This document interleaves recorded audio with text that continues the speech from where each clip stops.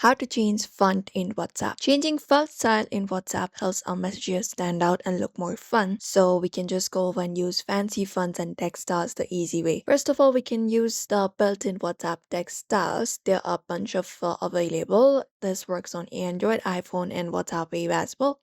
So you can open those up in any of them. And once we open it up, we can just go over and type in the text in certain chat box. So once you are there, just type in star or asterisk. You can type in asterisk and the particular text that you would like to change and change the font for.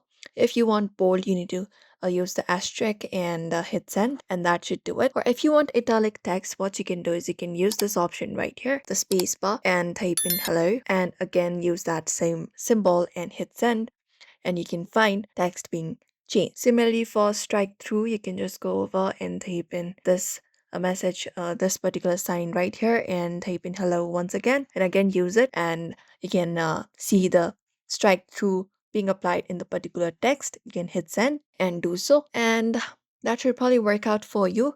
You can just go over and look out for these kind of things in order to use the built-in WhatsApp text styles. You can look out for more as well. You can try using those. Or if not this, you can use the built-in devices feature instead as well.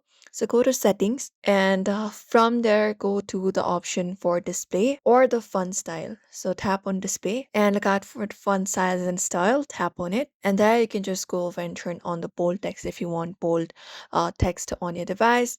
Similarly, if you would like to tap on font style and change it up into any other thing, you can select those, or you can tap on download funds in order to download the newer ones and access those and apply it up on your device, and that will be applied on WhatsApp as well by default. And that's it. So that's how we change font in WhatsApp and send the fancy text easily. So we hope this video was helpful. Give this video a like and subscribe for more tips and tutorials.